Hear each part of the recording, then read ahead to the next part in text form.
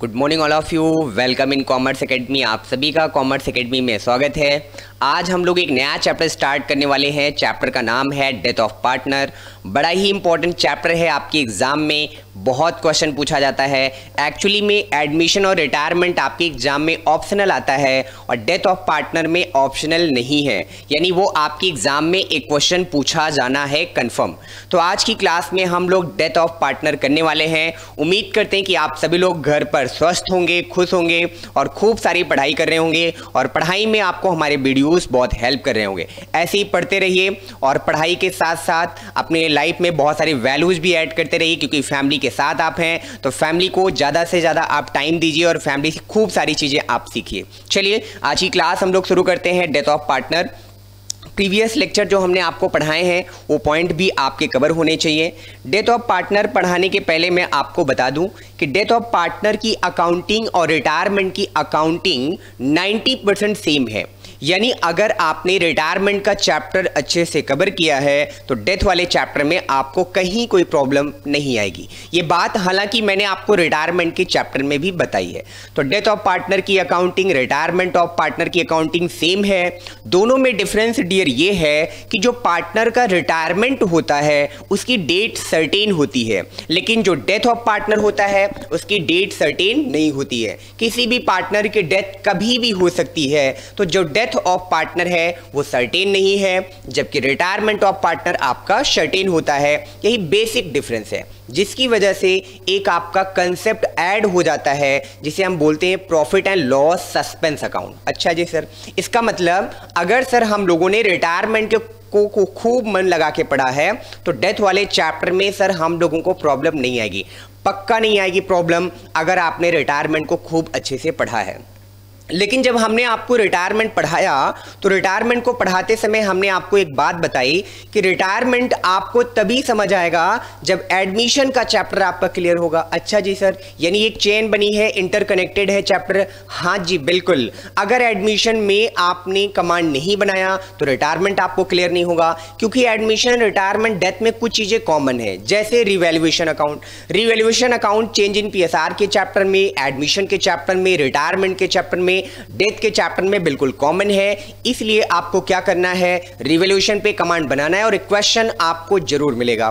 साथ में कंसेप्ट आपका एक्युमुलेटेड प्रॉफिट, एक्युमुलेटेड लॉस का है, जिसमें हम जनरल रिजर्व की बात करते हैं, जिसमें हम आईएफआर की बात करते हैं, डब्ल्यूसीआर की बात करते हैं। एक्युमुलेटेड लॉस में हम पीएल के डेबिट बैलेंस की बात करते हैं, कैसे उनको राइट ऑफ किया जाता है, क्या उनकी एंट्री होती है। प्रॉपर इन पे वीडियो लेक्चर्स आप तक दिए जा चुके हैं। जो लोग इस चैनल पे नए हैं, जो हमारे वीडियोज को पहली बार देख रहे हैं, प्रीवियस लेक्चर आप जरूर देखें। अगर अभी तक आपने कॉमर्स एकेडमी का ऐप डाउनलोड नहीं किया है तो गूगल प्ले स्टोर से कॉमर्स एकेडमी का ऐप आप जरूर डाउनलोड कर लें, जहां पर आपको free classes, free study mat, video lectures, class से रिलेटेड सारी information, test paper, model test paper, सब कुछ आपको वहां पर फ्री में अवेलेबल हो जाएगा।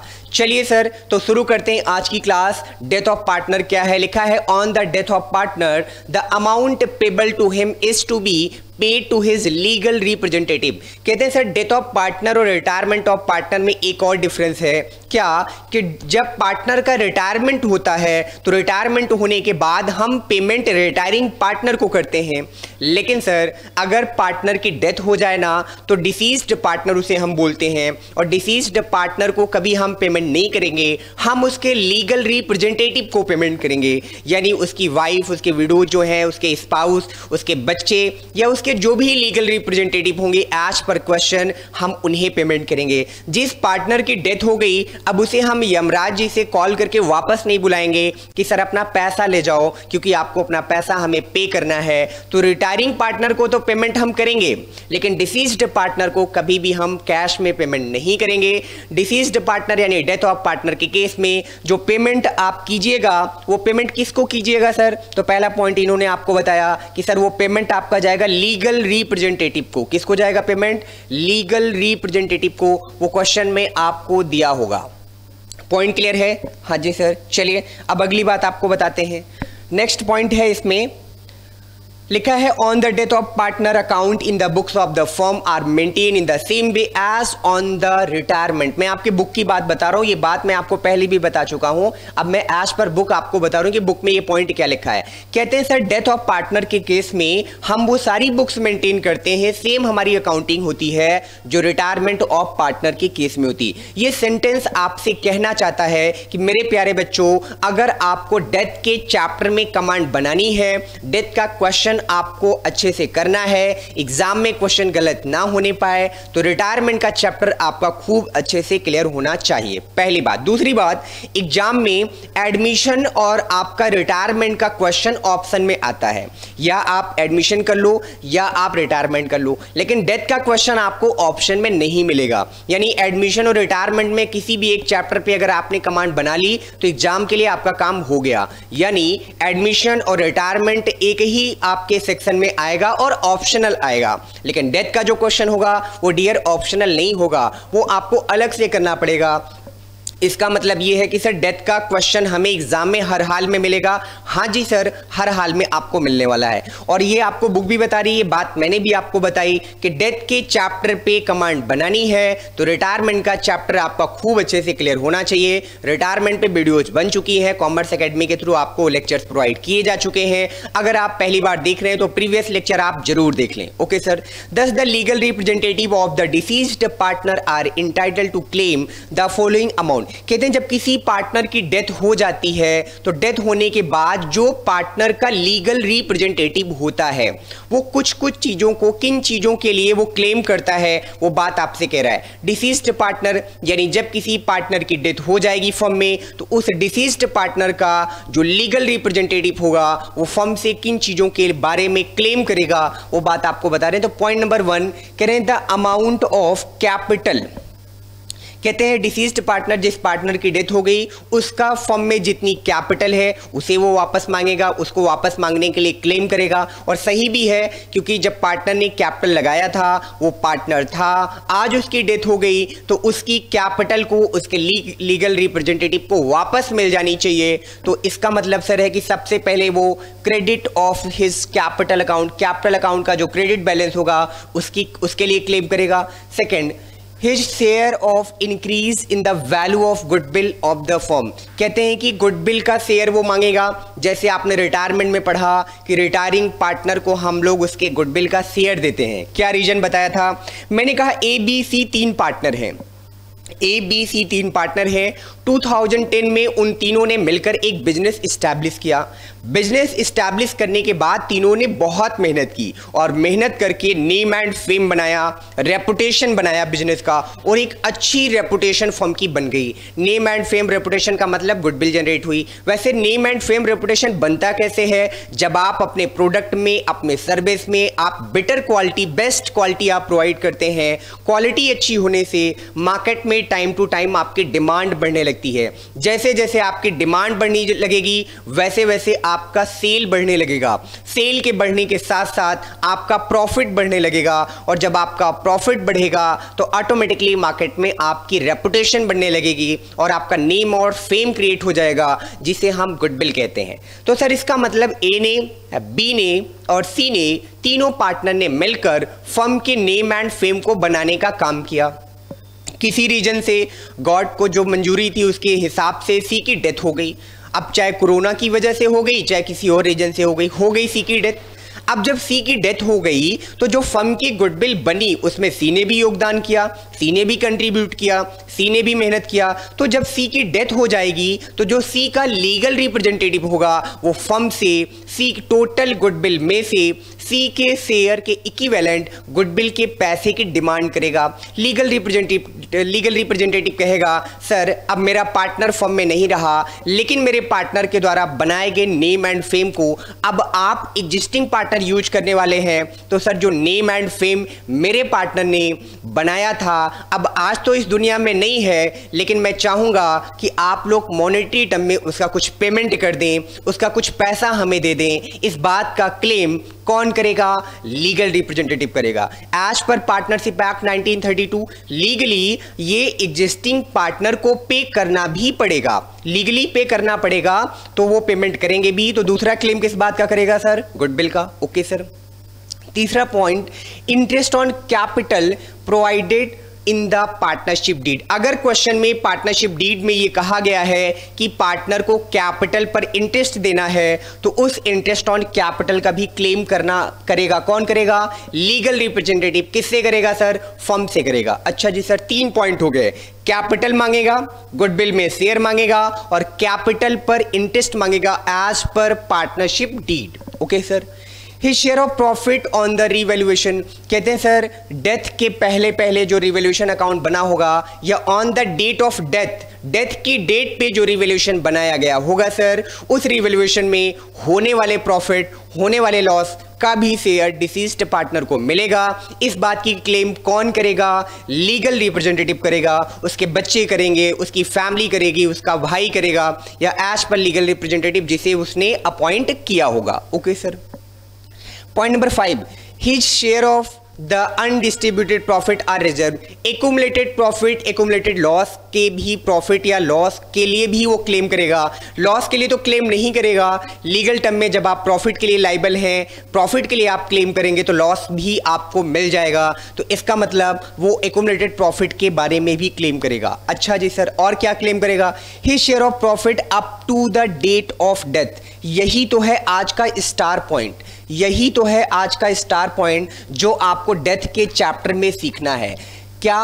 कि up to the date of death, यानी उसके डेथ के पहले का जो प्रॉफिट है। एक्चुअली होता क्या है बेटा, जब आप डेथ का चैप्टर सॉल्व कर रहे होते हैं तो जो डेथ की डेट है वो सर्टेन तो है नहीं। ऐसा तो हमारे आपके हाथ में या दुनिया में किसी बंदे को नहीं है कि यार देखो 31 मार्च को मेरे फर्म का प्रॉफिट बनने वाला है और यमराज जी से मैंने कहा कि सर 31 मार्च तक मेरी डेट बढ़ा दो, जैसे ही मेरा प्रॉफिट आ जाए मेरा टिकट आप काट दीजिएगा, मैं आपके साथ चलने के लिए तैयार हूँ। अगर ऐसा होता ना तो किसी की डेथ होती ही नहीं, हर कोई अपनी बात कम्युनिकेशन कर ले जाता।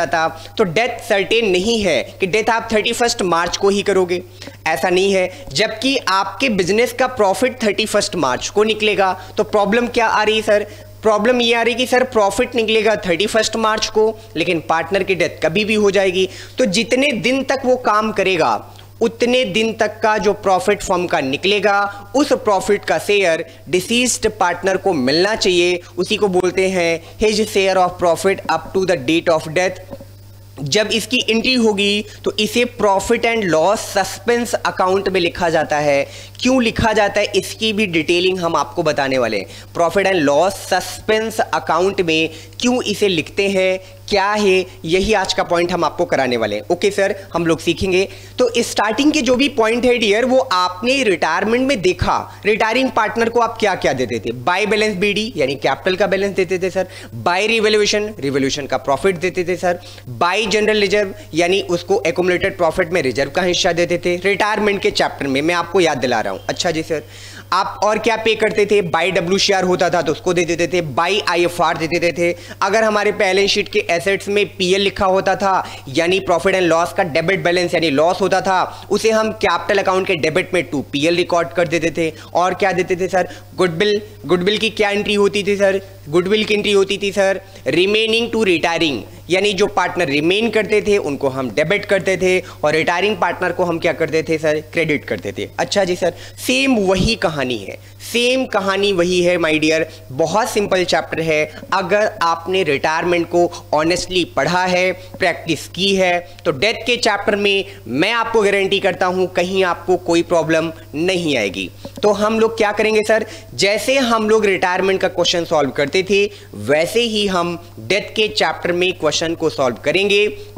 बस सर डिफरेंस ये है हमारा कि जो हम PL सस्पेंस होगा ये एक नया पॉइंट होगा, his share of profit up to the date of death, इसी का एक नया कैलकुलेशन होगा जो हम लोग आज की क्लास में सीखेंगे। ओके सर, चलिए और भी हम कुछ आपको बातें बता देते हैं, थोड़ा रिटायरमेंट रिवाइज हो जाएगा और डेथ में क्वेश्चन कराने में मेरे लिए आसानी हो जाएगी। सबसे पहला पॉइंट कहते हैं सर जब आप अकाउंटिंग कीजिएगा तो सबसे पहला पॉइंट ये है कि सर आपको क्वेश्चन में निकालना पड़ेगा न्यू PSR। न्यू पीएसआर, और न्यू पीएसआर का मतलब new profit sharing ratio. Point number 2 आपको क्या निकालना पड़ेगा? पॉइंट नंबर 2 आपको निकालना होता है गेनिंग रेशियो। मैं एक एक पॉइंट आपको कराता चल रहा हूं। Gaining ratio, okay sir. New PSR के बारे में रूल ये है कि जैसे क्वेश्चन में एग्जांपल मैं लेता हूं, ए, बी और सी पार्टनर है, इनका पीएसआर क्या है सर? 3:2:1 का। सर अगर सी की डेथ हो जाती है, किसकी डेथ हो रही सर? सी की डेथ होती है, तो और क्वेश्चन में न्यू पीएसआर नहीं दिया है, तो सी की डेथ हुई तो सी को भूलेंगे और सी का शेयर भूल जाएंगे। अब हमारे क्वेश्चन में न्यू पार्टनर और न्यू पीएसआर कहलाएगा, क्या कहेंगे हम? New partner. इन्हीं को हम कंटिन्यूइंग पार्टनर भी बोलते हैं, इन्हीं को हम रिमेनिंग पार्टनर भी बोलते हैं। तो न्यू पार्टनर कौन बचेगा सर? ए और बी बचेगा। न्यू पार्टनर का शेयर क्या होगा सर? 3:2, और यही न्यू पीएसआर जो है, न्यू पार्टनर का 3:2 हमारे लिए न्यू पीएसआर कहलाएगा, और यही न्यू पीएसआर हमारे लिए और क्या बन जाएगा सर? सर यही न्यू पीएसआर रिटायरमेंट के चैप्टर में गेनिंग रेशियो भी बन जाएगा। हालांकि यही बात आपने रिटायरमेंट में भी सीखी, यही बात डेथ के भी चैप्टर में कॉमन आपकी रिपीट हो रही है। बस मैं आपको टॉपिक रिवाइज करा रहा हूं कि अगर क्वेश्चन में न्यू पीएसआर नहीं दिया होगा तो रिमेनिंग पार्टनर का रेशियो ही आपके क्वेश्चन का न्यू रेशियो हो जाता है, वही रेशियो आपके क्वेश्चन का गेनिंग रेशियो बन जाता है। अच्छा जी सर, ये तो आपने बहुत अच्छी बात बता दी। अब आगे बात करते हैं कि सर अगर क्वेश्चन में हमें न्यू पीएसआर दिया है तो क्या होगा सर? माय डियर, जब आपको न्यू पीएसआर दिया होगा तो सबसे अच्छी बात यह है कि आपको न्यू पीएसआर निकालना नहीं है। केस 2 मैं यहां पे लिख दे रहा हूं बस आपको समझाने के लिए। When new PSR given in the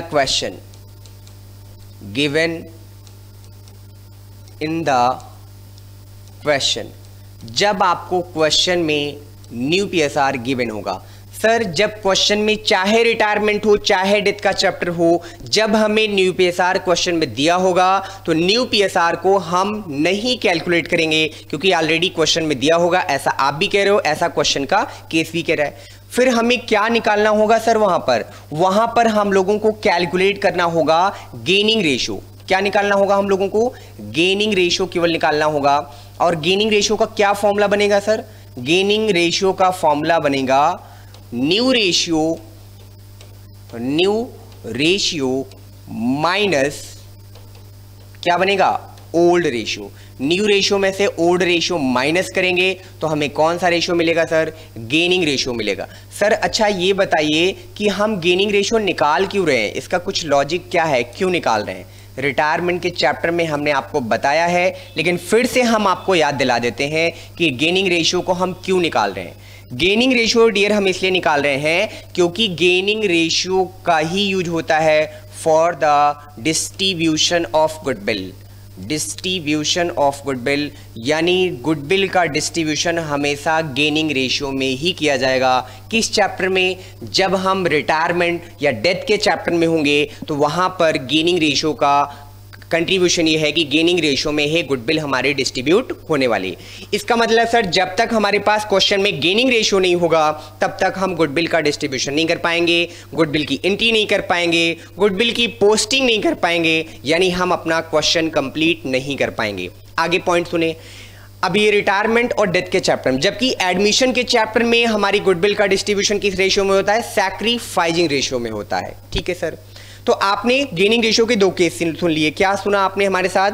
सीखा आपने। पहला केस आपने ये सीखा कि जब क्वेश्चन में न्यू रेशियो गिवन नहीं होगा तो जो रिमेनिंग रेशियो होगा वही हमारे क्वेश्चन का क्या बन जाएगा सर? New ratio. जैसे ए बी सी पार्टनर थे, सी की डेथ हुई तो ए और बी हमारे new partner, remaining partner, continuing partner कहलाएंगे, और इनका रेशियो 3:2 बचा तो यही 3:2 रिमेनिंग रेशियो ही न्यू पीएसआर हो जाएगा, और इसी को हम क्या बोलेंगे? Gaining ratio. Okay sir. But अगर क्वेश्चन में आपको न्यू पीएसआर दिया है तो पहली बात तो न्यू पीएसआर का कैलकुलेशन नहीं करना है, दूसरी बात हमारा गेनिंग रेशियो का फॉर्मूला बनेगा new ratio minus old ratio, फिर जो रेशियो हमें निकल कर आएगा वही हमारे लिए गेनिंग रेशियो कहलाएगा। Okay sir. और गेनिंग रेशियो जो हमारा आएगा उसका यूज क्या है सर? उसका यूज है डिस्ट्रीब्यूशन ऑफ गुडविल। रिटायरमेंट के चैप्टर में, डेथ के चैप्टर में हम लोग गुडविल को गेनिंग रेशियो में डिस्ट्रीब्यूट करते हैं। ओके सर, तो ये पहला पॉइंट है अकाउंटिंग के पॉइंट ऑफ व्यू से। आगे चलते हैं सर, और क्या करना होगा हमें डेथ के चैप्टर में।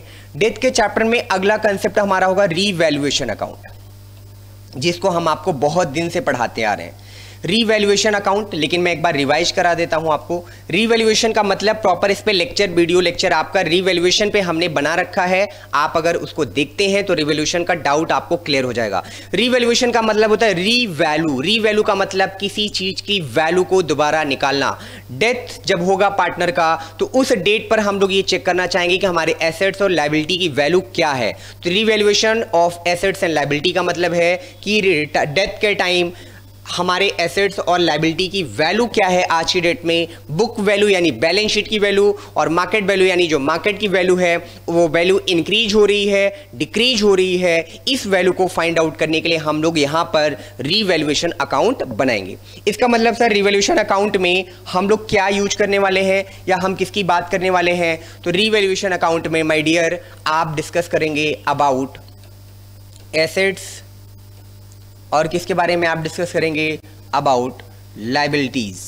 ओके सर, एसेट्स की वैल्यू या तो इंक्रीज होगी या तो एसेट्स की वैल्यू क्या होगी, डिक्रीज होगी। प्रॉपर इस पे लेक्चर बना हुआ है, आप एक बार देख लीजिएगा। लायबिलिटी की वैल्यू या तो इंक्रीज होगी या तो क्या होगी सर, डिक्रीज होगी। ओके सर, जब एसेट्स की वैल्यू इंक्रीज होगी तो बिजनेस में प्रॉफिट होगा और उस प्रॉफिट को हम लोग क्रेडिट करेंगे। ओके सर, एसेट्स की वैल्यू डिक्रीज होगी तो बिजनेस में लॉस होगा और उस लॉस को हम लोग डेबिट करेंगे। क्या करेंगे हम लोग, डेबिट। लायबिलिटी की वैल्यू इंक्रीज होगी तो इंक्रीज होने पर सर प्रॉफिट होगा क्या, नहीं, इंक्रीज होने पर लॉस होगा, लॉस को हम लोग डेबिट करते हैं। लायबिलिटी की वैल्यू डिक्रीज होने पर बिजनेस में प्रॉफिट हो जाता है और प्रॉफिट को हम लोग क्रेडिट करते हैं। ओके सर, अब अगला पॉइंट आप सुनेंगे। रिवैल्यूएशन अकाउंट बनाते समय कभी हम 3 पॉइंट रिवैल्यूएशन में रिकॉर्ड नहीं करेंगे। कौन से वो 3 पॉइंट हैं सर, जल्दी से बता दीजिए। तो पहला पॉइंट है आपका कैपिटल। कैपिटल को कभी रिवैल्यूएशन में रिकॉर्ड नहीं किया जाता है। Point number 2 goodwill. गुडविल को भी कभी रिवैल्यूएशन में रिकॉर्ड नहीं किया जाता है। Point number 3 reserve. रिजर्व को कभी रिवैल्यूएशन अकाउंट में रिकॉर्ड नहीं किया जाता है। ये 3 पॉइंट कभी आपके रिवैल्यूएशन में रिकॉर्ड नहीं होंगे। रिवैल्यूएशन अकाउंट आप जब बनाएंगे तो total of credit minus total of debit करेंगे। हाँ सर, अकाउंट तो क्लोज करना ही होगा, टोटल ऑफ डेबिट भी करेंगे। जब total of credit minus total of debit करेंगे तो या तो आपको रिवैल्यूएशन अकाउंट को बनाने की वजह से प्रॉफिट होगा या तो आपको लॉस होगा। क्रेडिट का बैलेंस ज़्यादा होगा यानी इनकम यानी प्रॉफिट ज़्यादा होगा तो इनकम साइड ज़्यादा होगा, क्रेडिट साइड ज़्यादा होगा तो प्रॉफिट, डेबिट का बैलेंस ज़्यादा होगा तो लॉस। जो भी प्रॉफिट जो भी लॉस आपका रिवैल्यूएशन में निकल कर आएगा उस प्रॉफिट उस लॉस को आपको क्या करना है सर, उस प्रॉफिट उस लॉस को हमें ओल्ड पार्टनर में किसको देना है, ओल्ड पार्टनर को देना है। ओल्ड पार्टनर का मतलब यहाँ ऑल पार्टनर हो गया रिटायरमेंट और डेथ के चैप्टर में, यानी ए को भी देना है, बी को भी देना है और सी को भी देना है ओल्ड पार्टनर। और किस रेशियो में देना है सर, तो हम लोगों को देना है ओल्ड रेशियो में, ओल्ड पार्टनर। और किस रेशियो में देना है सर, ओल्ड रेशियो में देना है। पॉइंट क्लियर है। Okay sir, old partner old ratio, revaluation का प्रॉफिट और लॉस। तो ये रिवैल्यूएशन का कंसेप्ट हो गया। लेजर आ जाएगा तो आप एंट्री कर लोगे, एंट्री आ जाएगा तो लेजर कर लोगे। बहुत इजी पार्ट है। रिवैल्यूएशन में प्रॉपर हमने डिटेल में लेक्चर आपको प्रोवाइड किया है, वो लेक्चर आप जरूर देख लें। चलिए, रिवैल्यूएशन के बाद सर हमें क्या करना होगा, रिवैल्यूएशन के बाद हमें पढ़ना होगा पॉइंट गुडविल का। गुडविल क्या होती है, name and fame of the business. Okay sir, reputation. Sir ये गुडविल बहुत रिपीट हो रहा है रिटायरमेंट में। हाँ जी, रिपीट होगा भी और इंपॉर्टेंट भी है आपके लिए। ओके सर, गुडविल के बारे में आपसे क्वेश्चन में क्या इंफॉर्मेशन देगा, आपसे क्वेश्चन में या तो टोटल गुडविल बताएगा डियर, या तो आपको क्वेश्चन में डिसीज्ड पार्टनर के शेयर की गुडविल बताएगा। सी की डेथ हो रही है, क्वेश्चन में कहेगा share of C in the goodwill ₹10,000। जब आपको डिसीज्ड पार्टनर की गुडविल का शेयर दिया होता है वहां पर आपको कुछ भी कैलकुलेट नहीं करना है। तो मैं आपको गुडविल में बता देता हूं क्या क्या पॉइंट आपको मिल सकते हैं। पॉइंट नंबर 1, या तो आपको क्वेश्चन में टोटल गुडविल दिया होगा। कैसी गुडविल दिया होगा सर, टोटल गुडविल। क्या डेथ के केस में डिसीज्ड पार्टनर के लीगल रिप्रेजेंटेटिव को हम पूरी गुडविल दे देंगे, नहीं सर। टोटल गुडविल में से हम लोग यहां पर इनटू करेंगे क्या, share of deceased partner. Deceased partner का जो भी शेयर होगा उस शेयर से मल्टीप्लाई करेंगे और उसी गुडविल की अकाउंटिंग हम लोग करेंगे। दूसरा, या तो हमें क्वेश्चन में गुडविल को कैलकुलेट करने में किसी मेथड की बात करेगा। मेथड का मतलब सर, या तो हमसे कहेगा क्वेश्चन में एवरेज प्रॉफिट से आप गुडविल निकाल दो, या तो क्वेश्चन में हमसे कहेगा कि आप सुपर प्रॉफिट से गुडविल निकाल दो, या तो क्वेश्चन हमसे कहेगा कि आप जो है कैपिटलाइजेशन मेथड से गुडविल निकाल दो, या तो हमसे क्वेश्चन कहेगा कि आप हिडन गुडविल मेथड से आप गुडविल का कैलकुलेशन कर दो। इनमें से कोई भी मेथड अप्लाई करके अगर आपने गुडविल का कैलकुलेशन किया है तो जो भी रिजल्टिंग फिगर आएगी, जो भी वैल्यू आपके पास निकल कर आएगा, वो वैल्यू आपके लिए कैसी गुडविल कहलाएगी सर? वो वैल्यू आपके लिए टोटल गुडविल कहलाएगी। अच्छा जी सर, या तो टोटल गुडविल दी होगी या तो हमें क्वेश्चन में किसी मेथड की इंफॉर्मेशन दी होगी और हमसे कहेगा कि आप इसमें से किसी भी एक मेथड से गुडविल का कैलकुलेशन कीजिए। सर वो मेथड कैसे अप्लाई करते हैं, क्या तरीका, वो हमने आपको लेक्चर में सिखाया है प्रॉपर तरीके से, वो आप देख लेंगे। तो सर यहां भी हमें क्या मिलेगी? Total goodwill. फिर वही काम, जब भी क्वेश्चन में टोटल गुडविल मिल जाए तो आपको मल्टीप्लाई करना पड़ेगा क्या? Share of deceased partner. Share of deceased partner आप यहां पर लिख देंगे। फिर शेयर ऑफ डिसीज्ड पार्टनर निकालकर उसी से आप गुडविल की एंट्री करेंगे। ठीक है सर। तीसरा केस क्या होगा? आपको क्वेश्चन में डायरेक्टली शेयर दिया होगा। किसका शेयर दिया होगा सर? डिसीज्ड पार्टनर का शेयर आपको दिया होगा। कैसे? आपसे कहेगा share of deceased partner in total goodwill या in total goodwill of the firm, in total goodwill of the firm ₹50,000। जब आपसे क्वेश्चन में डिसीज्ड पार्टनर के गुडविल का शेयर क्वेश्चन खुद ही आपसे बता रहा है, फिर वहां पर आपको डिसीज्ड पार्टनर का शेयर नहीं निकालना है, आपको इसी 50,000 पे जनरल एंट्री पास कर देनी है। ये गुडविल की 3 वैरायटी आपको मिलेगी, ये मैंने आपको बता दिया जब भी क्वेश्चन आप करोगे। रिटायरमेंट में, डेथ में, दोनों की ये बात है। Okay sir. अब बात करते हैं इनकी अकाउंटिंग की कि सर जब इनकी जनरल एंट्री हम लोग करेंगे तो जनरल एंट्री में क्या करेंगे? तो हम लोग लिखते हैं, रिटायरमेंट में क्या लिखते थे? रिटायरमेंट में लिखते थे remaining partners capital account debit to retiring partner. यहां क्या लिखेंगे? Remaining partners capital account debit to deceased partner. जहां रिटायरिंग पार्टनर होता था वहां पर डिसीज्ड पार्टनर हो जाएगा। बाकी सब कुछ same, entry same, distribution in gaining ratio और पोस्टिंग भी कैपिटल अकाउंट में सेम हो जाती है। अच्छा जी सर, इसका मतलब जहां हमारा रिटायरिंग था वहां पर हमें डिसीज्ड पार्टनर करना है, बाकी सारी चीज़ें हमारी कॉमन है, हमें और कुछ भी चेंज नहीं करना है। कुछ बुकों में देखेंगे, अपडेटेड बुकों में देखेंगे तो वहां आपको ऐसे भी मिलेगा। क्या मिलेगा? Gainer partner account debit to sacrificer, यानी कहीं कहीं पर ये भी आपको लिखा मिलेगा, तो उसका भी मतलब सेम है। यहां पर गुडविल की एंट्री क्या करना है आपको? तो एग्जांपल से जैसे हम आपको बताते हैं, मान लीजिए टोटल गुडविल आपको फॉर्म में दिया है, total goodwill of the firm. Second, आपको क्वेश्चन में टोटल गुडविल ऑफ द जब फर्म दिया है तो आपको क्या निकालना है? Share of deceased partner.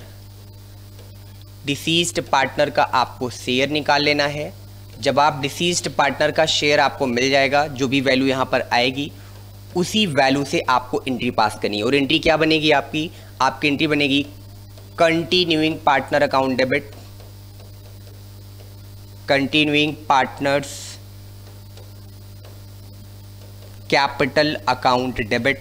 जो कंटिन्यू कर रहे हैं उन पार्टनर्स की कैपिटल को डेबिट करना है टू डिसीज्ड पार्टनर। जो पार्टनर आपका, जिस पार्टनर की डेथ हो रही है उस पार्टनर की कैपिटल अकाउंट को आपको क्रेडिट कर देना है। Deceased partner capital account. यहां पर आप रिमेनिंग पार्टनर भी लिख सकते हैं। कंटिन्यूइंग पार्टनर का मतलब रिमेनिंग, और या आप कंटिन्यूइंग लिख सकते हैं एज पर योर बुक। यहां पर आप डिसीज्ड पार्टनर लिख देंगे और गुडविल की पोस्टिंग आपकी हो जाएगी, एंट्री हो जाएगी। पोस्टिंग कैसे होगी सर? डिसीज्ड पार्टनर में जब पोस्टिंग करेंगे तो लिखेंगे बाय कंटिन्यूइंग पार्टनर, और जब कंटिन्यूइंग पार्टनर में लिखेंगे तो to deceased partner. Example, ABC partner है, C की डेथ हो रही है, तो अगर उसकी एंट्री हमें करनी हो तो उसकी एंट्री क्या बनेगी सर? उसकी एंट्री बनेगी A's capital account debit, B's capital account debit to C's capital account. जिसकी डेथ होगी उसको क्रेडिट करेंगे क्योंकि उसको पैसा देना है, और जो रिमेन करेंगे उनके अकाउंट से पैसा माइनस होना है तो उनको हम लोग क्या करने वाले हैं, डेबिट। सी में पोस्टिंग करेंगे तो क्रेडिट में पोस्टिंग करेंगे क्योंकि सी एंट्री में क्रेडिट है, पोस्टिंग भी क्रेडिट में होगी, लेकिन पोस्टिंग करते समय सी का नाम ना लिखकर किसका नाम लिखेंगे, by A by B. Sir ये पॉइंट क्लियर है हम लोगों को। जब ए और बी में पोस्टिंग करोगे तो ए और बी डेबिट में है तो पोस्टिंग डेबिट में जाएगी, लेकिन नेम ए और बी का ना लिखा जाएगा, किसका लिखा जाएगा सर, सी का लिखा जाएगा। ये आपकी गुडविल की प्रॉपर पोस्टिंग हो जाएगी। चलिए सर अगला पॉइंट बता दीजिए और हम लोग क्या करने वाले हैं। उसके बाद आपको अगला कंसेप्ट मिलेगा एक्यूमुलेटेड प्रॉफिट और एक्यूमुलेटेड लॉस का। एक्यूमुलेटेड प्रॉफिट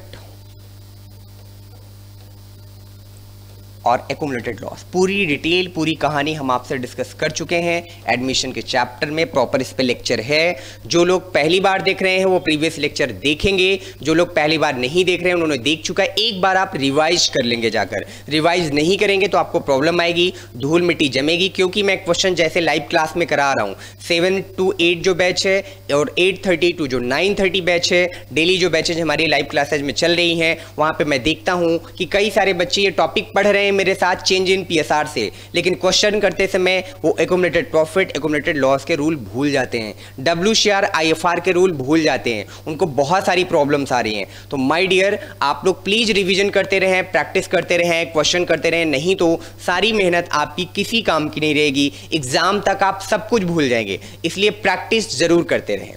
तो एक्यूमुलेटेड प्रॉफिट एक्यूमुलेटेड लॉस में क्या क्या आता है, क्या इसकी डिटेलिंग है, हम आपसे पहले डिस्कस कर चुके हैं, यहाँ पे हम आपको डिस्कस नहीं करने वाले। अब अगला आपको जो कंसेप्ट मिलेगा, जो यहाँ का स्पेशली कंसेप्ट है, जो आप इस चैप्टर में सीखने वाले थे, जो रिटायरमेंट में नहीं था, वो क्या है, profit up to the date of death. Date of death, इसी को प्रॉफिट एंड लॉस सस्पेंस भी कहा जाता है। यानी जब भी इसकी पोस्टिंग होती है कैपिटल अकाउंट में तो उसको प्रॉफिट एंड लॉस सस्पेंस कहा जाता है। Suspense account, profit and loss suspense account इसे बोला जाता है। ठीक है, क्या होता है प्रॉफिट एंड लॉस या प्रॉफिट एंड लॉस सस्पेंस, इसे क्यों बोलते हैं, कैसे इसका कैलकुलेशन करते हैं, सारी कहानी हम आपको बताते हैं एग्जाम्पल के साथ। कहते हैं सर एक क्वेश्चन में आपसे ये कहा गया कि पार्टनर है ए बी सी। कौन कौन पार्टनर है सर, ए पार्टनर है, बी पार्टनर है और सी पार्टनर है। क्वेश्चन ने आपसे ये कहा कि इनका अकाउंट 31 मार्च को क्लोज होता है। अकाउंट कब क्लोज होता है, 31 मार्च, यानी सर फाइनेंशियल ईयर में इनका अकाउंट क्लोज होता है। No problem sir. फिर आपसे क्वेश्चन कहा गया, क्वेश्चन में बताया गया on 30th June 2019, on 30th जून 2019, मैं क्वेश्चन एक बार आपको देखकर फिर मैं ये पॉइंट क्लियर कराता हूं। Time basis, if the death of partner, calculation of profit occur on the any during the year, the executor of deceased partner. ठीक है, C partner book are close 31, A died. Okay, कहते हैं C died on 30th जून।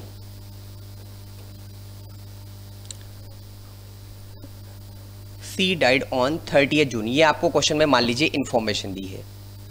ठीक है sir. And net profit for the previous year,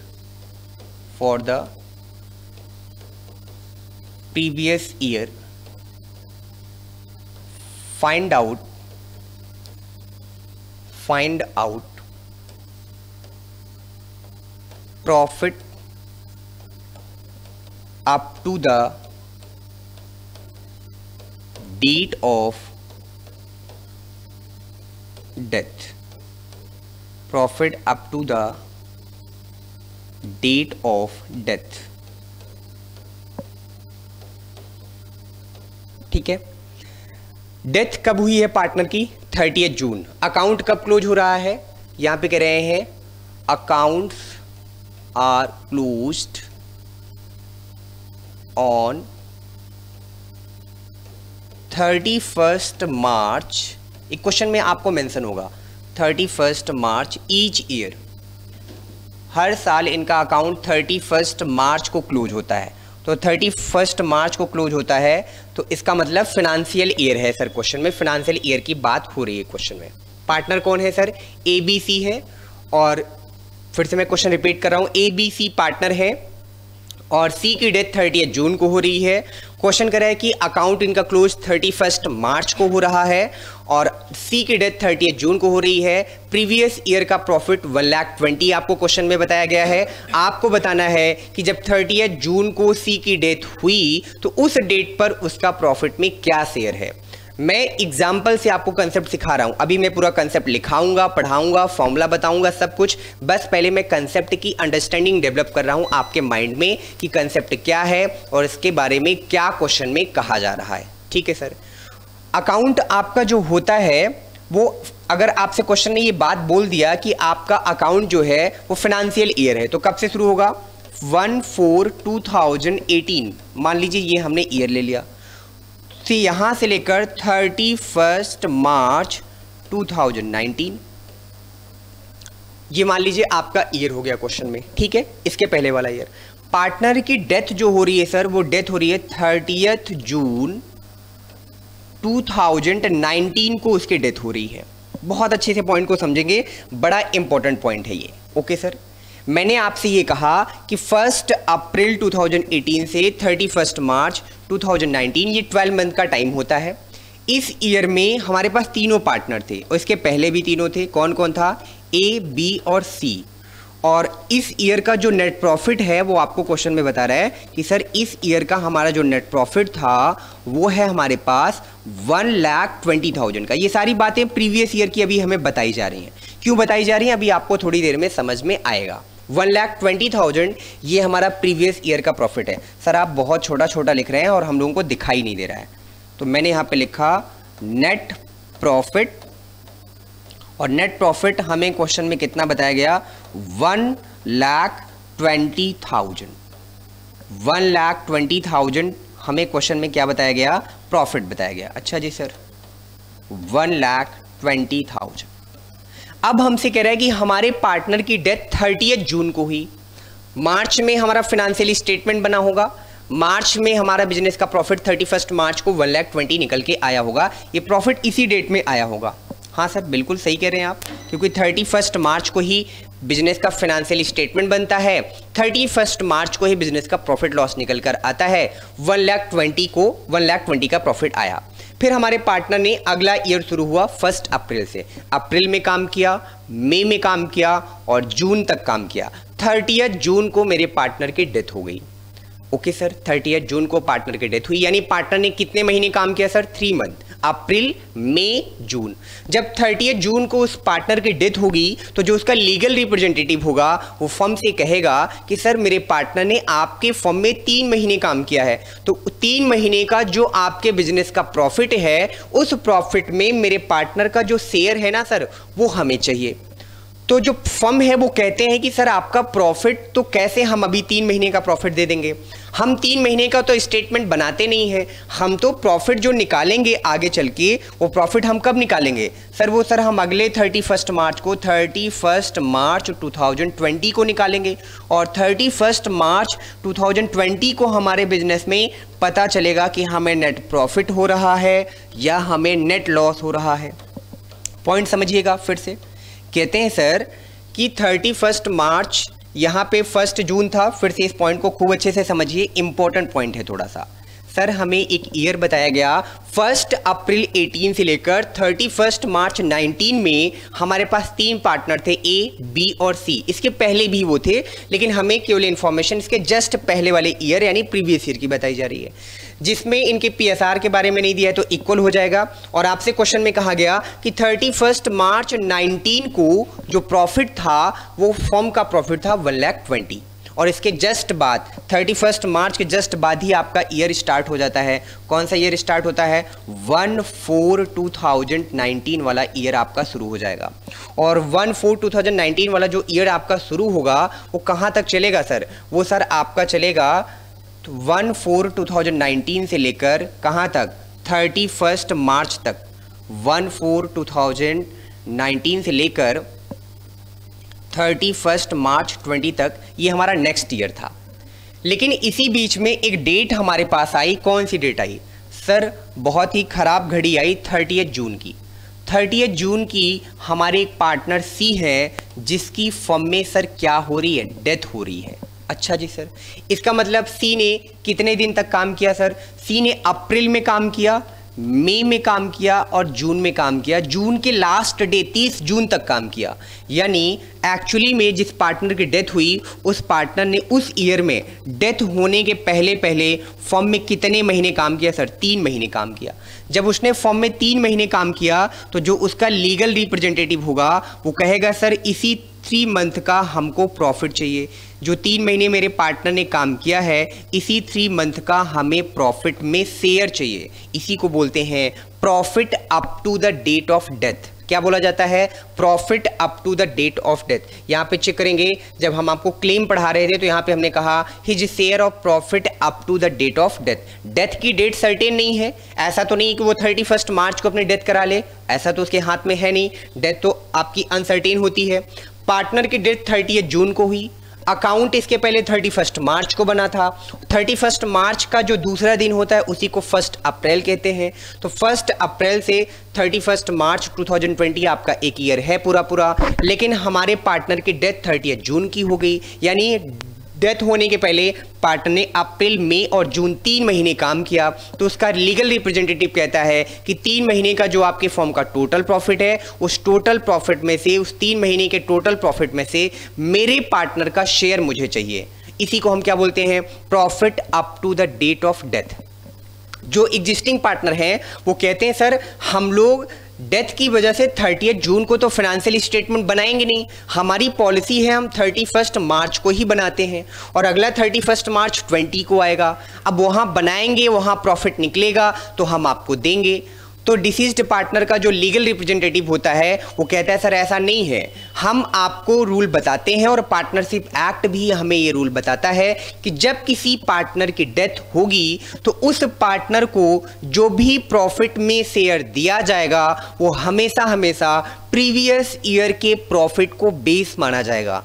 हमेशा हमेशा previous year के profit को बेस माना जाएगा। यानी इसके पहले वाले ईयर में कितना प्रॉफिट कमाया गया था उसी के बेस पर डिसीज्ड पार्टनर को profit up to the date of death दिया जाता है। मैं रिपीट करता हूं, बड़ी इंपॉर्टेंट बात है, ध्यान से सुनिए, ध्यान दीजिए इस पॉइंट पे मैं क्या बोल रहा हूं। मैंने कहा पार्टनरशिप एक्ट 1932 ये कहता है कि जब किसी पार्टनर की डेथ होगी तो डेथ के टाइम पर उस पार्टनर को profit up to the date of death जो दिया जाएगा वो प्रीवियस ईयर के प्रॉफिट के बेस पे दिया जाएगा।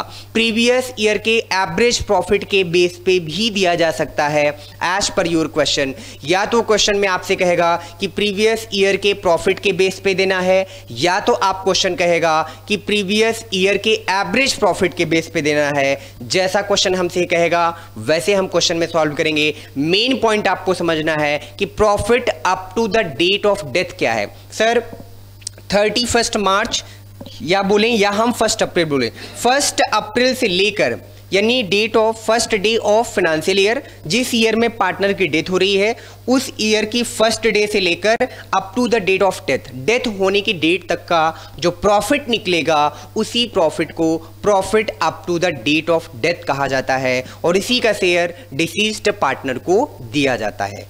पॉइंट क्लियर हुआ? ओके सर, चलिए अब हम आपको इस पॉइंट को और अच्छे से कवर कराते हैं, फिर इस पे हम लोग क्वेश्चन सीखेंगे।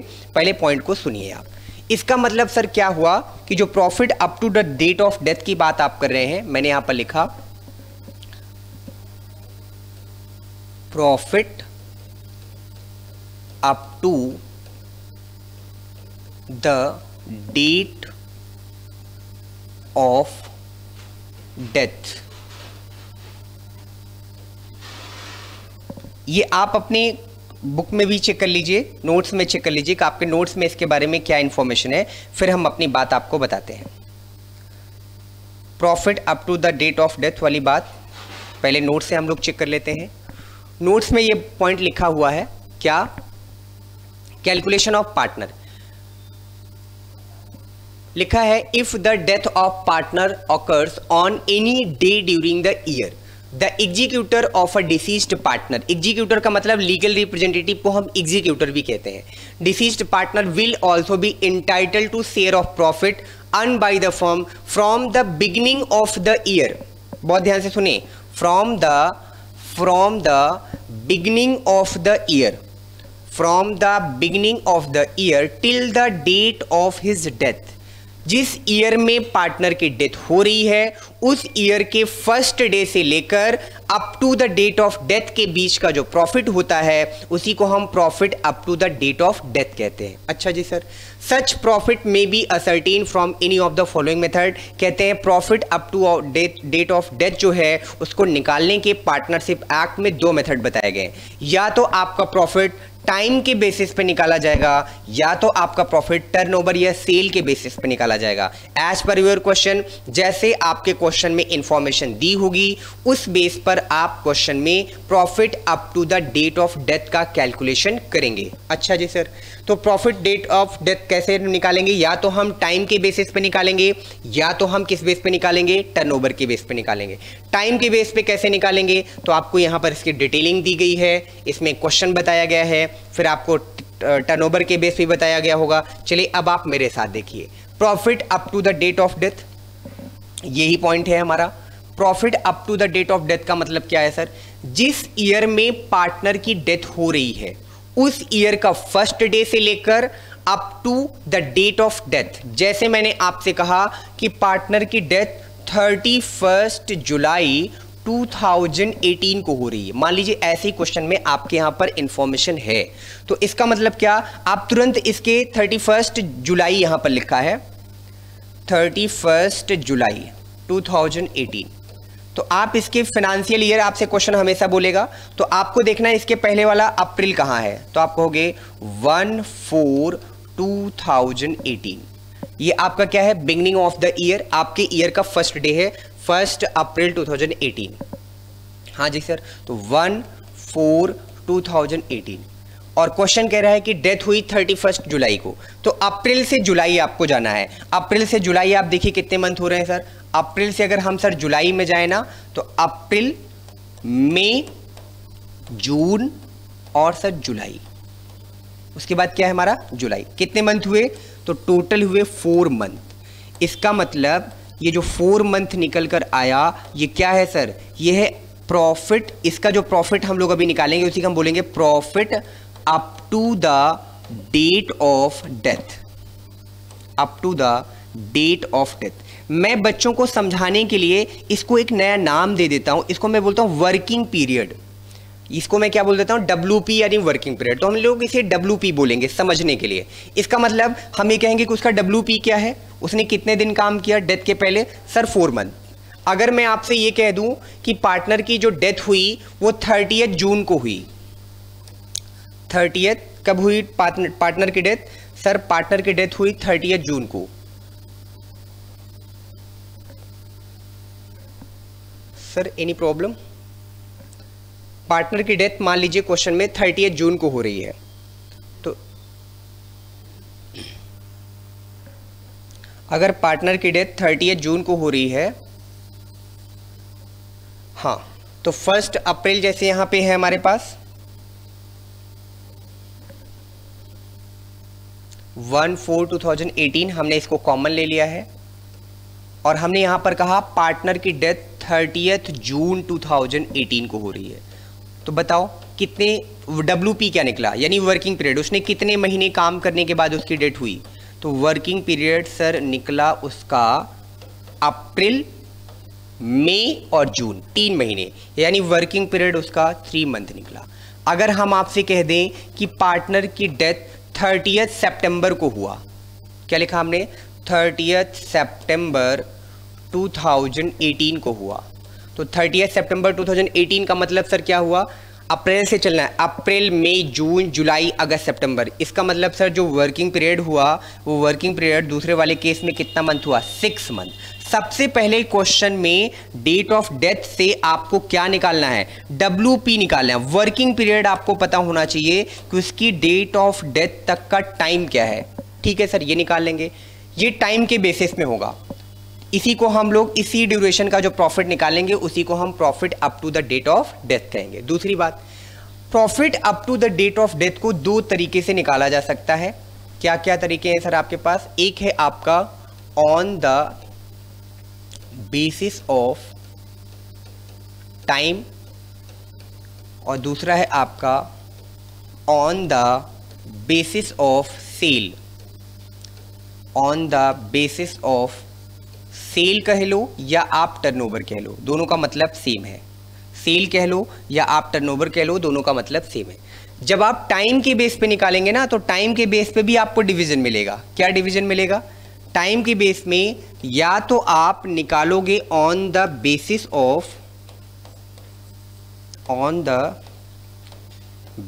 ऑफ मंथ, या तो आप निकालोगे on the basis of date, on the basis of days. ठीक, जो लोग मेरे साथ क्लास कर रहे हैं वो फॉर्मूला ऐसे बनाते चलेंगे, लिखते चलेंगे। बुक में आपको ये चीजें ऐसे नहीं मिलेंगी। जब आप टर्नओवर के बेस पे यानी सेल के बेस पे आप कैलकुलेशन करेंगे तो यहां पे भी आपको 2 डिवीजन मिलेगा। क्या मिलेगा sir? When sale up to the date of death given in the question,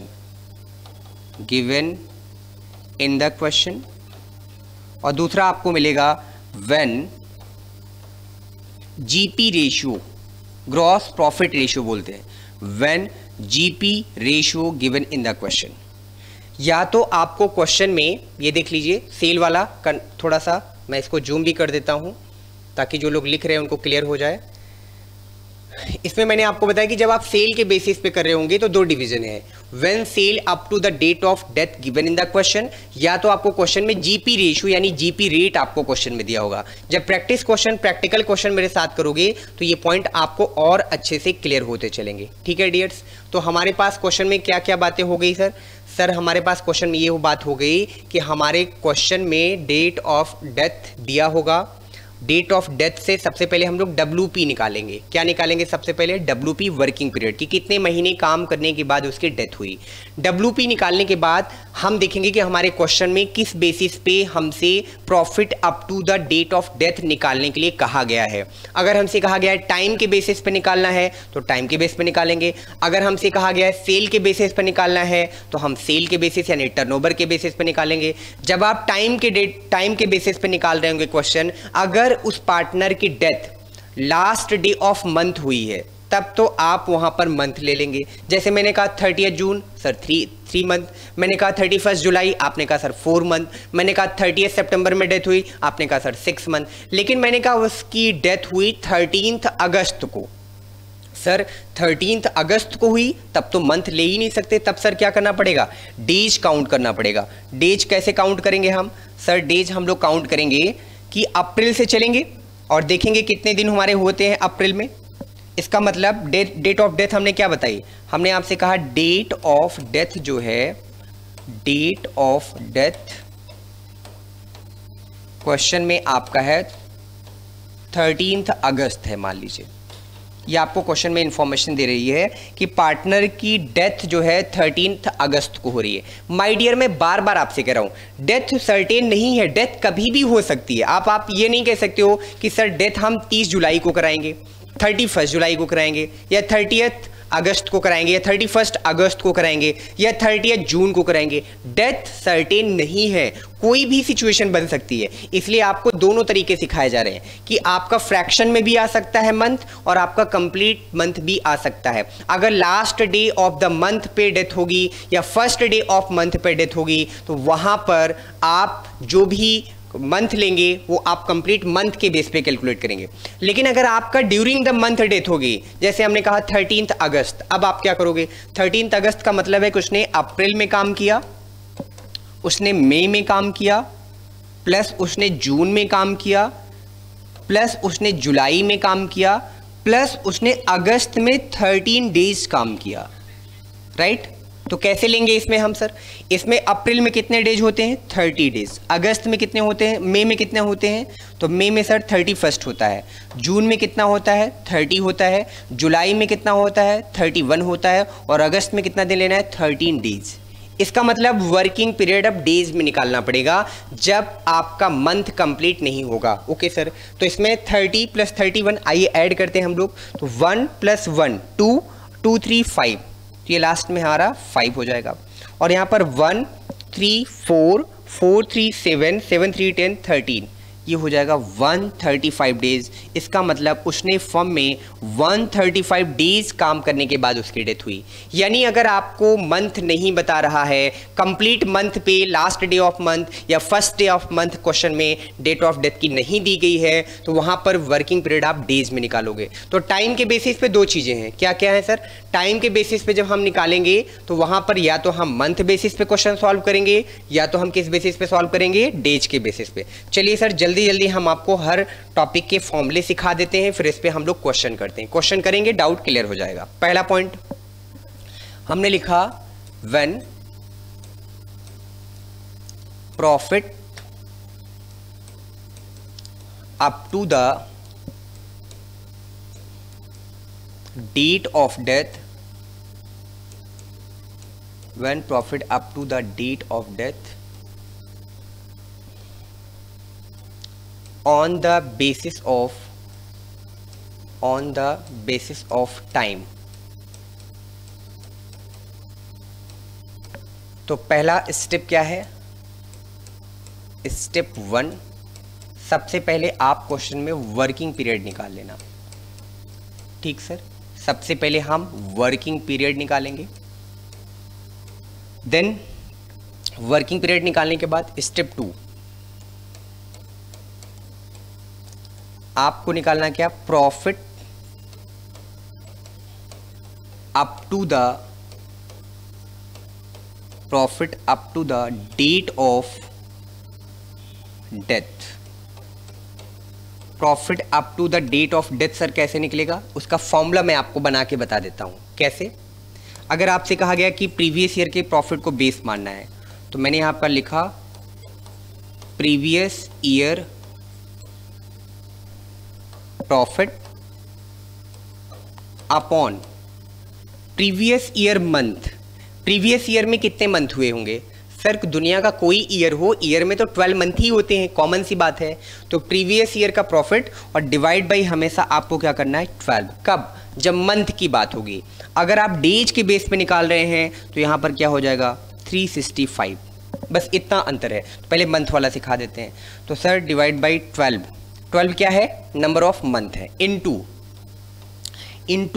WP in month. आपका वर्किंग पीरियड इन मंथ होगा तो आप WP इन मंथ कर देना, तो आपके पास क्या मिल जाएगा? Profit up to the date of death मिल जाएगा। ठीक सर, स्टेप 2 हो गया।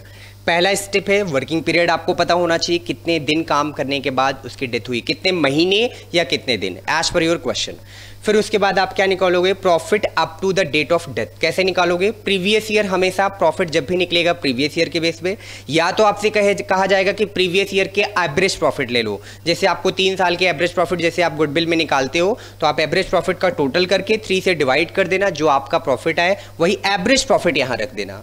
केवल एवरेज प्रॉफिट, जहां प्रीवियस ईयर का प्रॉफिट है वो एवरेज प्रॉफिट हो जाएगा। केवल एवरेज प्रॉफिट अपॉन क्या कर दोगे? 12, क्योंकि प्रीवियस ईयर में 12 मंथ थे, तो हमेशा हम प्रीवियस ईयर का प्रॉफिट ले रहे हैं, तो डिवाइड 12 करेंगे into WP in term of month. Month के टर्म में जितने महीने की WP होगी, वर्किंग पीरियड इन मंथ होगा, उसी से मल्टीप्लाई कर दोगे, तो क्या मिल जाएगा? Profit up to the date of death मिलेगा। Profit up to the date of death जब आपको मिल जाए, तो आप फिर तीसरा स्टेप अप्लाई करोगे, स्टेप नंबर 3। और स्टेप नंबर 3 आपका क्या होगा? स्टेप नंबर 3 आपका होगा शेयर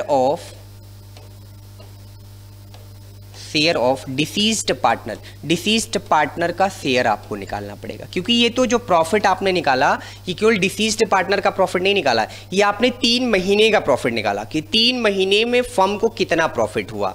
तो 3 महीने में फर्म को जो प्रॉफिट हुआ वही कहलाया profit up to the date of death. अब उसमें से आपको डिसीज्ड पार्टनर का शेयर निकालना है। तो deceased partners share into profit up to the date of death, यानी इनटू स्टेप 2 भी लिख सकते हैं आपको केवल समझाने के लिए।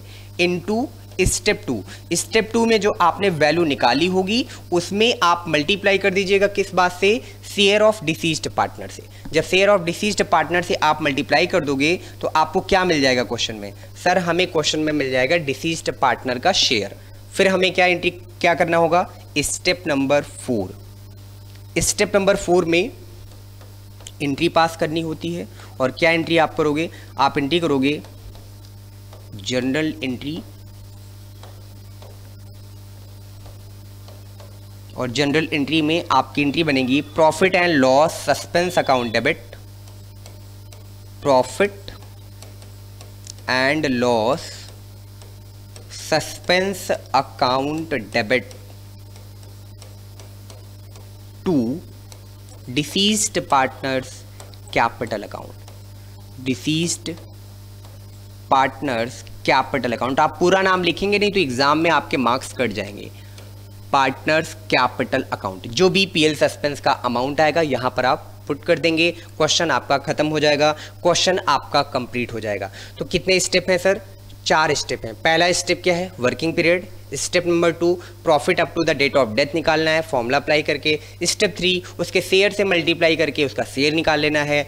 स्टेप 4 हमें जनरल एंट्री पास कर देना। एक क्वेश्चन जल्दी से कराते हैं, टाइम तो नहीं है आज, लेकिन मैं एक क्वेश्चन, छोटा सा क्वेश्चन होता है इसका, एक छोटा सा क्वेश्चन मैं आपको करा देता हूं और क्वेश्चन कराने के बाद आपको बात खूब अच्छे से समझ आ जाएगी। क्वेश्चन क्या है, ABC are partner in a firm whose books are closed on 31st March each year। मैंने कहा था क्वेश्चन में आपको ये बात बताएगा कि इनकी बुक्स कब क्लोज होती है, 31st मार्च ईच ईयर। इसका मतलब फाइनेंशियल ईयर को हमें माइंड में रखना है। 31st मार्च ईच ईयर का मतलब है कि हमें फाइनेंशियल ईयर को अपने माइंड में रखना है। Okay sir. A died on 30th जून, ए की डेथ 30 जून को हो गई और 2018 30 जून 2018 को एक ही डेथ हो गई। And according to the agreement the share of profit of a deceased partner up to the date of death is to be calculated on the basis of average profit. मैंने आपसे कहा था या तो एवरेज प्रॉफिट बताएगा या तो question में आपको सिंपल कहेगा on the basis of previous year profit. या तो प्रीवियस ईयर कहता है तो प्रीवियस ईयर का प्रॉफिट ले लेना। आपसे कह रहा है प्रीवियस 5 ईयर के एवरेज प्रॉफिट के बेस पे, तो पहले आप प्रीवियस 5 ईयर का एवरेज प्रॉफिट निकालना, जो एवरेज प्रॉफिट आएगा बस उसी को फॉर्मूले पे आपको स्टेप 2 में रख देना है। Okay sir.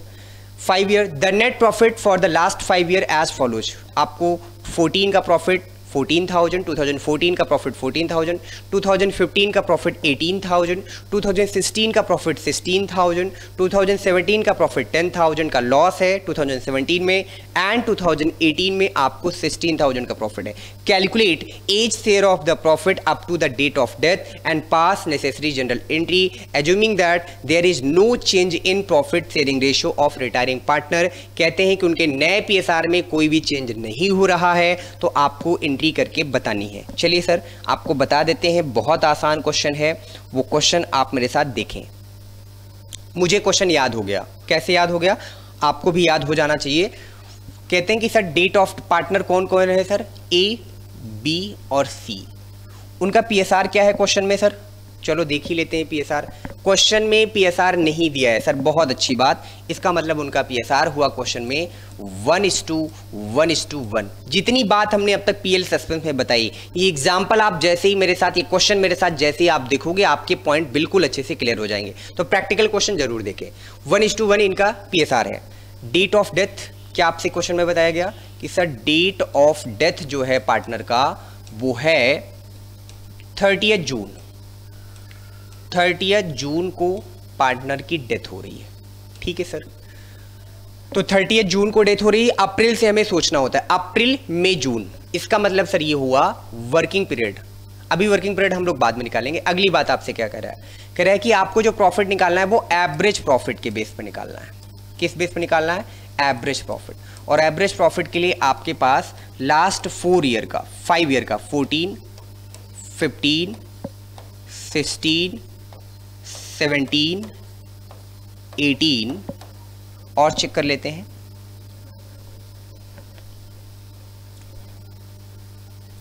18 का हमारे पास इंफॉर्मेशन दिया गया है। क्या लिखा है? क्वेश्चन आपसे कह रहा है कि 14 में आपको 14,000 का प्रॉफिट हो रहा है।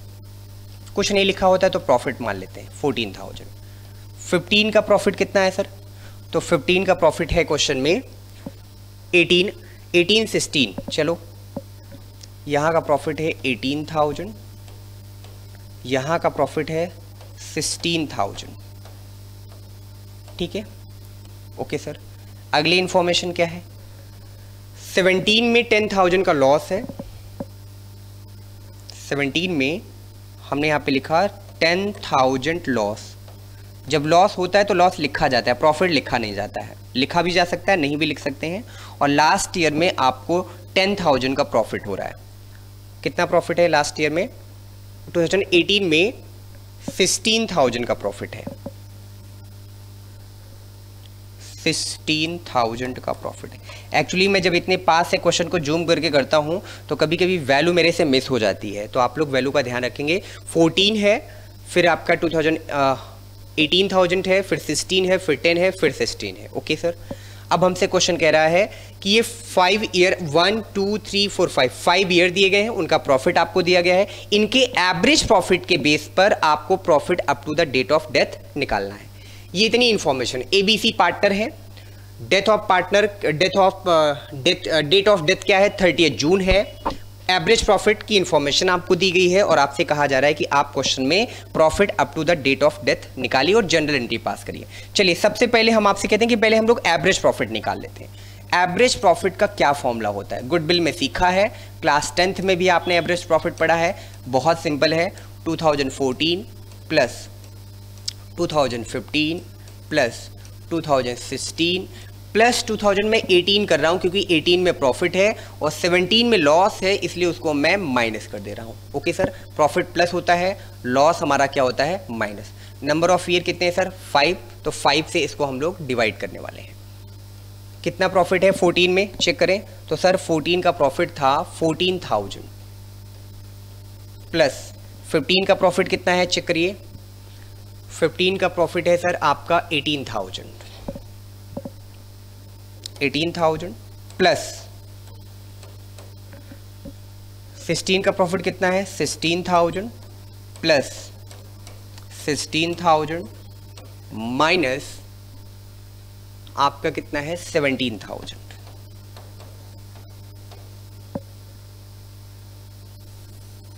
Divide by 5। 10 भी था क्या क्वेश्चन में कहीं? 17 में 10,000 का लॉस है, मुझे याद आ रहा था। 17 में हमें 10,000 का लॉस है, तो 10,000 और यहाँ पर भी 17 में इसको हम करेक्ट कर देते हैं।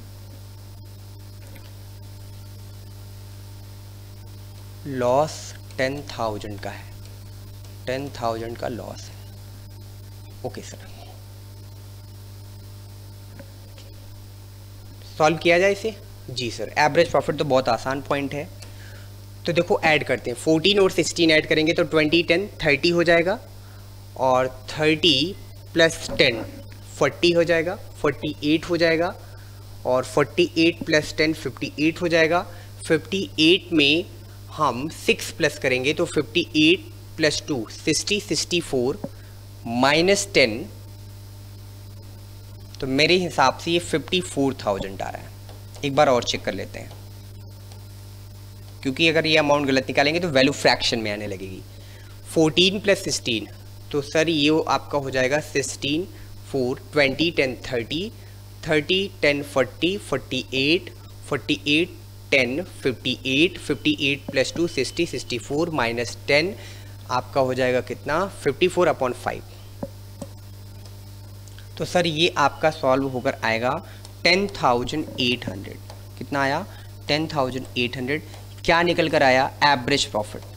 अगर आपसे एवरेज प्रॉफिट ना कहा जाता तो आप प्रीवियस ईयर के प्रॉफिट को बेस मान लेते। इसमें एवरेज प्रॉफिट कहा गया था, इसलिए हमने एवरेज प्रॉफिट लिया। पहली कैलकुलेशन हमने कर ली क्योंकि क्वेश्चन में हमसे एवरेज प्रॉफिट कहा गया था। अब आ जाते हैं हम लोग अपने स्टेप्स पे। स्टेप नंबर 1, पहला स्टेप क्या है क्वेश्चन का? सर पहला स्टेप होता है कि आप वर्किंग पीरियड बताइए, WP कितना है आपके क्वेश्चन का। तो देखिए WP क्या है। स्टेप 1 में वर्किंग पीरियड है हमारा क्वेश्चन का 30 जून को डेथ हो रही है, तो हमारा क्वेश्चन का वर्किंग पीरियड कितना बना सर? 3 मंथ। कैसे? अप्रैल मई जून, 3 मंथ हमारा वर्किंग पीरियड बना। Okay sir. फिर हमसे स्टेप 2 में कहा गया है आप क्या निकालो? Step 2 profit up to the date of death. Step इसलिए बना देते हैं ताकि आपके लिए आसानी हो जाए। Profit up to the date of death, profit up to the date of death. Profit up to the date of death कैसे निकालेंगे सर? फॉर्मूला आपने बताया है, प्रीवियस ईयर का प्रॉफिट या एवरेज प्रॉफिट। इस बार हमारे पास एवरेज प्रॉफिट है। फॉर्मूला लिख देता हूं मैं, average profit upon always divide by 12 into WP in month. 2-4 question करोगे, स्पीड बन जाएगी, टॉपिक क्लियर हो जाएगा। स्टेप इसलिए लिखा रहा हूं ताकि आपको ये चीज़ एग्जाम तक रिटेन रहे और कन्फ्यूजन ना होने पाए। Okay sir. एवरेज प्रॉफिट कितना है सर क्वेश्चन में? 10,800। इसको हम डिवाइड कैसे से करने वाले हैं सर? 12 से। इंटू WP कितना है सर? 3। 12 से जब आप इसको करेंगे तो शायद 9 टाइम जाएगा, चेक कर लें आप। तो 9 टाइम जाएगा इंटू 3, तो ये सर हमारा निकल कर आएगा 2700, 2700 रुपये आएगा। क्या आया? Profit up to the date of death. Step 2 solve. अभी हमें स्टेप 3 में चलना है। स्टेप 3 में सर क्या निकालना है? स्टेप 3 में हमें निकालना है, स्टेप नंबर 3 क्या निकालना है? Share of deceased partners. तो share of A, share of A क्या हो जाएगा सर? शेयर नहीं दिया तो 1/3 इंटू 2700। तो सर कितना आया? ये आया सर आपका 900। स्टेप नंबर 4 सर क्या होना है? General entry. Step number 4 general entry. चलो स्टेप बनाते हुए हम आपको स्टेप नंबर 4 पे पहुंचा देते हैं। स्टेप नंबर 4 और जनरल एंट्री क्या बनेगी? Profit and loss, profit and loss suspense account debit to A's capital account, A's capital account. और कितना लिखेंगे अमाउंट सर? 900। Question completed. क्या क्या किया बॉस? 1 मिनट में देख लो। सर आज की क्लास बहुत लंबी कर दी आपने। भाई जब आप CA करोगे तो आपको 6-6 घंटे की क्लास एक बार में करनी होगी। अभी से हैबिट बनाओ, थोड़े से बड़े हो जाओ, एग्ज़ाम आप सभी का करीब है। हाँ सर, क्वेश्चन में था हमारे पास पार्टनर कौन कौन था? ABC।